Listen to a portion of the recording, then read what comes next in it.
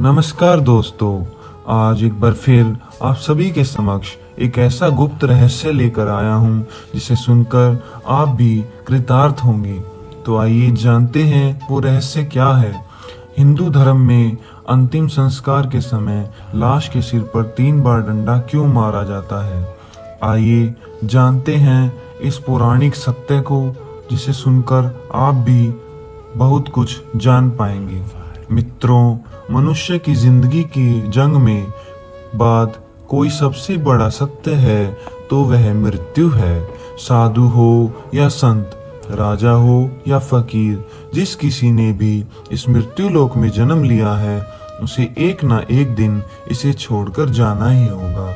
ऐसे में जो लोग यह सत्य समझते हैं वो मृत्यु के बाद मोक्ष पाने की अभिलाषा में अपने जीते जी तो पुण्य कर्म करते ही हैं, बल्कि मरने के बाद भी कुछ ऐसे कर्म करते हैं जो अगर मृतक के परिवार वालों द्वारा विधि पूर्वक किया जाए तो मृतक की आत्मा को मुक्ति मिलती है। और मित्रों, इन्हीं कर्मों में से एक है अंतिम संस्कार। अंतिम संस्कार के समय एक ही जाने वाली कपाल क्रिया, जिसमें चिता में जल रहे शव के सर पर 3 बार डंडा मारा जाता है। लेकिन क्या आप जानते हैं कि ऐसा क्यों किया जाता है और चिता में शव के सिर पर डंडा मारना का हमारे ग्रंथों में क्या महत्व बताया गया है?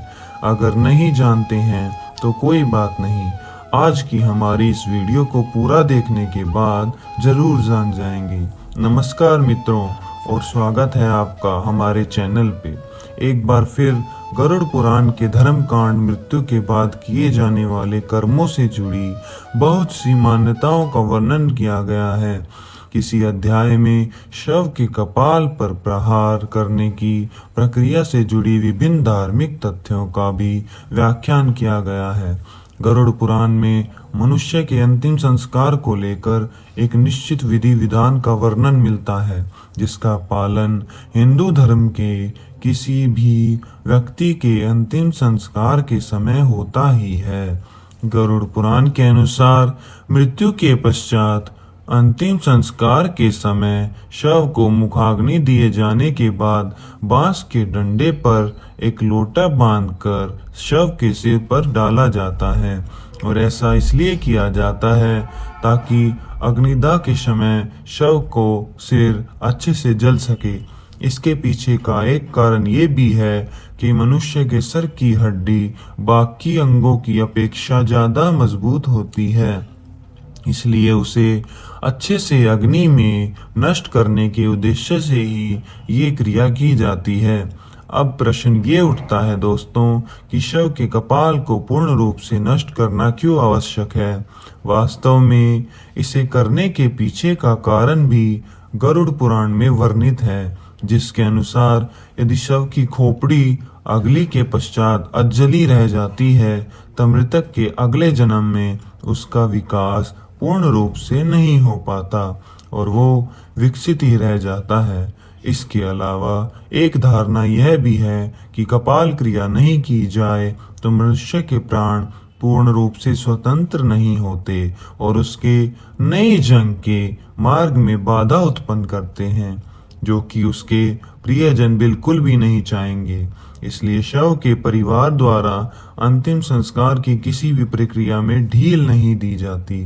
विभिन्न धर्मों में मनुष्य के अंतिम संस्कार से जुड़ी अलग अलग मान्यताएं और विधि विधान हैं।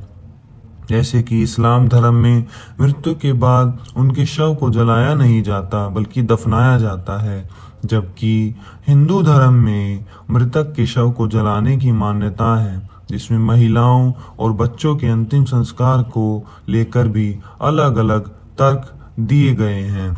अगर आप इसके बारे में विस्तार से जानना चाहते हैं तो कृपया कमेंट सेक्शन में जरूर बताइए। आइए वीडियो को आगे बढ़ाते हुए आप सभी को बताते हैं कि ऐसी कौन सी मान्यताएं हैं जिसका पालन करने से मनुष्य की मृत्यु के उपरांत शव के कपाल अर्थात उसके सर पे डंडे से प्रहार क्यों किए जाते हैं। मित्रों, प्रचलित मान्यताओं के बीच विधि का वर्णन शादी चंद्रिका पुस्तक में भी वर्णित है, जिसके अनुसार सिर में ब्रह्मा का वास माना गया है।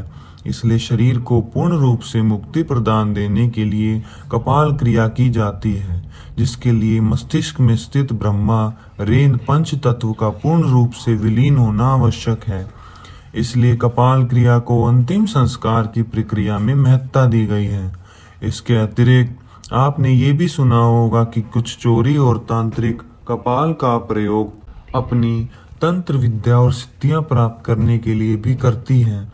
यदि ऐसा उनके प्रियजन के कपाल के साथ हो जाए तो मृत्यु के बाद मृतक के मोक्ष की प्राप्ति की प्रक्रिया असंभव हो जाएगी। इस कारण भी कपाल क्रिया करना आवश्यक हो जाता है। कपाल क्रिया को समझने के लिए हमें शरीर और इसमें मौजूद 7 चक्रों से जुड़े पहलुओं को जानना भी आवश्यक है, जिसमें मूलाधान, स्वस्ति, धान, मणिपुर, आनात, विशुद्धि, आज्ञा चक्र और सहस्त्रा चक्र भी शामिल है। इनमें से सहस्त्रा चक्र को कपाल क्रिया से सीधा जुड़ा हुआ माना जाता है।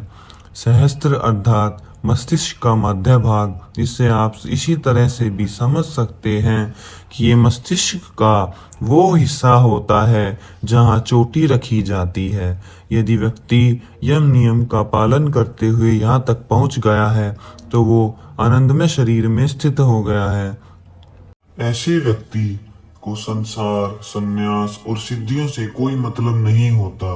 इस चक्र को जागृत करने के लिए लगातार ध्यान की आवश्यकता होती है। मूलधार से होते हुए सहस्त्रार तक पहुंचा जा सकता है। शरीर की संरचना में इस स्थान पर अनेक महत्वपूर्ण विद्युतीय और जैवीय विद्युत का संग्रह मिला है। इसे ही मोक्ष का द्वार भी माना गया है। वास्तव में धर्म शास्त्रों के अनुसार जब मनुष्य की मृत्यु होती है तब हमारी आत्मा उसी चक्र से शरीर को छोड़ती है जिस चक्र के आसपास हमारा संपूर्ण जीवन व्यतीत हुआ है। शास्त्रों से आत्मा के विकास को मोक्ष प्राप्ति माना गया है। शास्त्रों से जब आत्मा निकलती है तो वो कभी कभार मस्तिष्क को फोड़कर निकलती है। और मित्रों, ये भी जरूरी नहीं कि 7वें चक्र को जागृत करने वाले हर व्यक्ति की आत्मा मस्तिष्क को फोड़कर ही बाहर निकले, लेकिन ऐसा कभी कभी होता है। अगर किसी व्यक्ति की मृत्यु के दौरान अपने आप मस्तिष्क का फट जाए तो मतलब साफ है कि वह साधारण व्यक्ति तो बिल्कुल भी नहीं रहा होगा और वह निश्चित ही मोक्ष प्राप्त करने वाला है। तो मित्रों, हिंदू धर्म में वर्णित मोक्ष प्राप्त करने वाली यह कथा, कपाल क्रिया से जुड़ी और मान्यताएं और विधि हिंदू धर्म में विश्वास रखने वाले लोगों के लिए किसी नियमों से कम नहीं है। चाहे आप इन मान्यताओं में विश्वास रखते हो या नहीं, ये मान्यताएं अप्रत्यक्ष रूप से आपके जीवन से लेकर मरण तक आपसे जुड़ी हुई हैं और इसलिए इनके बारे में जानना आपके लिए आवश्यक है। तो साथियों, आपको यह वीडियो कैसी लगी कमेंट करके जरूर बताएं और ऐसे ही पुरानी कथाओं को सुनने के लिए, उनके रहस्य को जानने के लिए हमारे चैनल को सब्सक्राइब जरूर कीजिए। धन्यवाद दोस्तों। इस वीडियो को लाइक करें, हमारे चैनल को सब्सक्राइब कर बेल आइकन जरूर प्रेस करें।